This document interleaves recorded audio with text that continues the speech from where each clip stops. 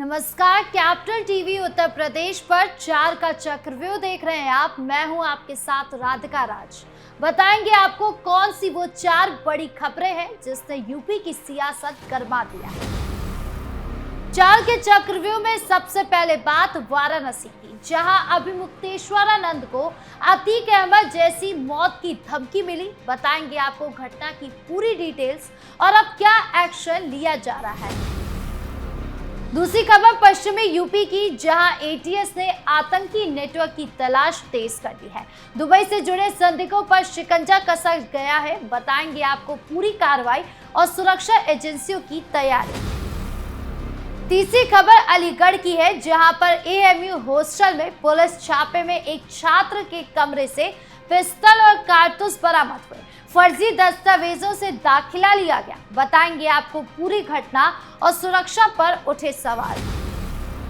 4 के चक्रव्यूह के आखिरी में बात संभल की, जहां मस्जिद मंदिर विवाद पर मुख्यमंत्री योगी आदित्यनाथ का बड़ा बयान आया, जिसके बाद सपा सांसद ने भी तीखा पलटवार कर दिया। बताएंगे आपको पूरा मामला और राजनीतिक प्रतिक्रिया। तो चलिए शुरू करते हैं 4 का चक्रव्यूह।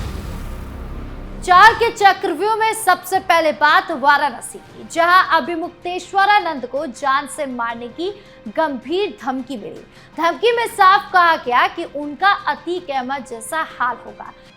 कुछ तो बोलो ये कि उसका टाइम नजदीक आ गया, वो कितना टाइम बचेगा, वो बच ही नहीं पाएगा। उसको खुद जैसे आतिक अहमद को मारा वैसे उसको मरना है और बाद में सारा कहानी खत्म। ये धमकी अप्रैल की शुरुआत में मोबाइल मैसेज के रूप में शुरू हुई। 6 अप्रैल को ज्योतिष मठ के आधिकारिक नंबर पर एब्यूसिव भाषा वाले वॉइस मेल भेजे गए। इसमें गाली गलौज के साथ मारने की धमकी दी गई। संत के मीडिया प्रभारी शैलेंद्र योगी राज ने इसकी पुष्टि की। उन्होंने बताया कि इससे पहले भी ऐसी धमकियां मिल चुकी है। धमकी मिलने के बाद संत के अनुयायियों में हड़कंप मच गया। अनुयायी इसे सनातन धर्म पर हमला मान रहे हैं। सपोर्टर्स ने बेलूपुर पुलिस स्टेशन में एफआईआर दर्ज कराने की कोशिश की, लेकिन पुलिस ने उन्हें बार बार टाल दिया। गुरुवार को पूरा दिन 1 घंटे बाद आइए कहकर टाइम पास किया गया। अब तक एफआईआर दर्ज नहीं हुई है। मीडिया प्रभारी ने कहा कि अगर शुक्रवार शाम 5 बजे तक एफआईआर नहीं दर्ज हुई तो पुलिस स्टेशन पर प्रदर्शन किया जाएगा। ऑडियो मैसेज के सबूत सुरक्षित रखे गए हैं। सपोर्टर्स का आरोप है कि पुलिस जानबूझकर देरी कर रही है। वाराणसी पुलिस को सूचना दे दी गई है, लेकिन अभी कोई ठोस कार्रवाई नहीं हुई। धमकी की निंदा हो रही है और सुरक्षा बढ़ाने की मांग की जा रही है। हालांकि पुलिस सभी आरोपों को खारिज करते हुए पुलिस जांच में नंबर की ट्रेसिंग कर रही है। अनुयायी अब सड़क पर उतरने की तैयारी कर रहे हैं। देखना होगा कि पुलिस कब तक एफआईआर दर्ज करती है और दोषियों तक पहुंचती है। खबरों में अब बात पश्चिमी यूपी की, जहां यूपी एटीएस आतंकी नेटवर्क की तलाश में लगी हुई है। एटीएस ने मेरठ के पास रेलवे स्टेशन के नजदीक 4 युवकों को गिरफ्तार किया। इसमें साकिब उर्फ डेविल अरबाब मेरठ के रहने वाला है। लोकेश और विकास गौतम बुद्ध नगर से पकड़े गए हैं। पूछताछ में पता चला है कि ये युवक पाकिस्तानी हैंडलर से संपर्क में थे। दुबई में बैठे आकिब खान ने इन्हें पाकिस्तानी हैंडलर अबू बकर से जोड़ा था।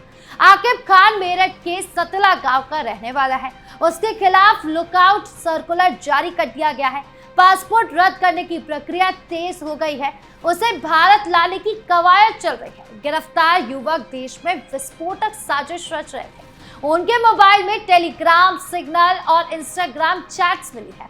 आकिब ने इंस्टाग्राम पर धमकी भरे मैसेज भी पोस्ट किए हैं। पश्चिमी यूपी के दर्जनों युवक इस नेटवर्क के रडार पर है। एटीएस कई घंटों से गहन पूछताछ कर रही है।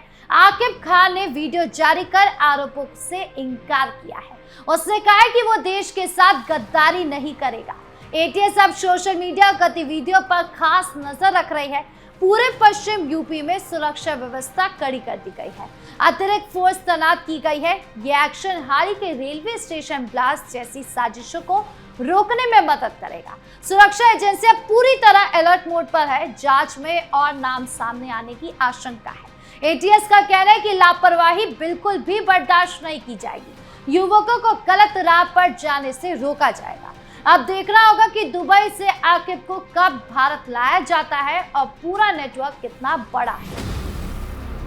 खबरों में अब बात अलीगढ़ मुस्लिम विश्वविद्यालय की, जहां सर जियाउद्दीन हॉल में पुलिस ने छापेमारी की। एएमयू छात्र शहबाज और ताबरीज के कमरे से पिस्टल, मैगजीन और कारतूस बरामद हुए। आरोपी ने फर्जी दस्तावेजों से एमसीए और डिप्लोमा इंजीनियरिंग में 2 कोर्सों में दाखिला लिया था। वो 1 साल से हॉस्टल में रह रहा था, लेकिन कमरा किसी और छात्र के नाम पर था। छापे में जाली नोट, फर्जी मार्कशीट, आधार कार्ड, पैन कार्ड और 8 मोबाइल फोन भी मिले हैं।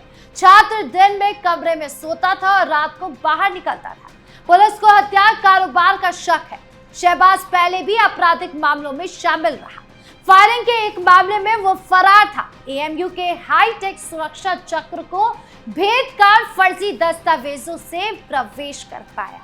पुलिस टीम ने CO Sarvam Singh, Quarsi, civil lines और एसओजी शामिल थे। प्रॉक्टर प्रोफेसर नवेद खान मौजूद थे। कमरे की 2 घंटे से ज्यादा तलाशी ली गई। पुलिस अब कॉल डिटेल्स, मोबाइल सिम और हथियारों के स्रोत की तलाशी कर रही है। सुबह लगभग 4 बजे एक ढाटा बांध के एक व्यक्ति ने क्वासी थाना क्षेत्र के रिहायशी इलाके में एक मकान के बाहर फायरिंग की थी। इसका वीडियो पुलिस को प्राप्त हुआ था और वीडियो के आधार पर पुलिस ने मुकदमा दर्ज किया था और उसकी विवेचना पुलिस द्वारा की जा रही थी, क्वासी पुलिस द्वारा की जा रही थी। इसी संबंध में उस व्यक्ति की पहचान हुई। उस व्यक्ति की पहचान शहबाज नाम के एक स्टूडेंट के रूप में हुई, जो कि एमसीए का स्टूडेंट है, अलीगढ़ मुस्लिम यूनिवर्सिटी का स्टूडेंट है।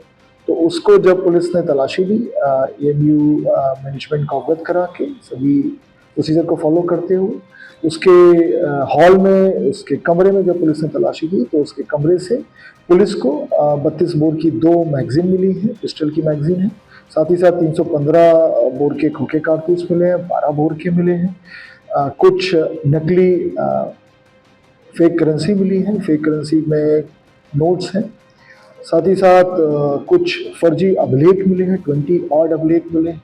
एक लैपटॉप मिला है और एक डिजिटल पेन मिला है। और भी सारी काफ़ी सामग्री इसके साथ मिली। उसकी गहनता से हम लोग चेक कर रहे हैं उसको। CDR भी का विश्लेषण किया जा रहा है, लैपटॉप भी चेक किया जा रहा है। फिलहाल ये व्यक्ति जो शहबाज है, इसने किसी मल्टीपल नेम्स में एक दाविश नाम भी है, वो मल्टीपल नेम्स इसने कई डॉक्यूमेंट्स बना रखे हैं, तो उसकी गहनता से तलाश की जा रही है। इसके विरुद्ध आपराधिक मुकदमे भी दर्ज हैं, जो मूल रूप से ये अलीगढ़ का ही रहने वाला है। इसकी सघनता से तलाश की जा रही है और अतिशीघ्र इसकी गिरफ्तारी की जाएगी। ये घटना एएमयू की सुरक्षा व्यवस्था पर बड़े सवाल खड़े कर रहे हैं। एएमयू प्रशासन ने कहा कि हॉस्टल में केवल नामांकित छात्रों को रहने की अनुमति है। पूरी जांच चल रही है और सख्त कार्रवाई की जाएगी। 4 के चक्रव्यूह के आखिरी में बात संभल की, जहां मस्जिद मंदिर विवाद पर मुख्यमंत्री योगी आदित्यनाथ का बड़ा बयान आया। मथुरा में कार्यक्रम में योगी ने कहा कि संभल के श्री हरिहर मंदिर को 500 साल पहले बाबर की औलादों द्वारा तोड़कर मस्जिद बनाया गया था। आप भी सुनिए क्या कुछ बोले सीएम योगी। 1526 में संभल में श्री हरिहर मंदिर को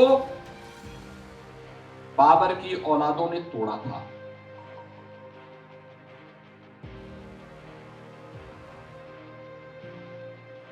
संभल सब कुछ वहां मिट गया था। 67 तीर्थ थे, 19 कूप थे। इस बयान पर संभल से सपा सांसद जियाउर रहमान बर्क ने तीखा पलटवार किया। बर्क ने कहा कि आज तक कोई मंदिर तोड़कर मस्जिद नहीं बनी, कोई सरकारी रिकॉर्ड, सर्वे या रिपोर्ट नहीं है जो ये साबित करे। उन्होंने बयान को चुनावी बताया और कहा कि चुनाव नजदीक आने के कारण ऐसे बयान दिए जा रहे हैं।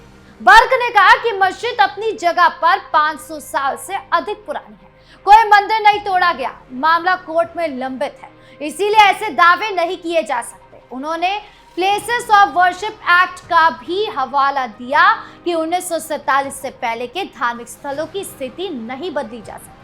सपा सांसद ने कहा कि उनका मजहब किसी दूसरे धार्मिक स्थल को तोड़ने की इजाजत नहीं देता।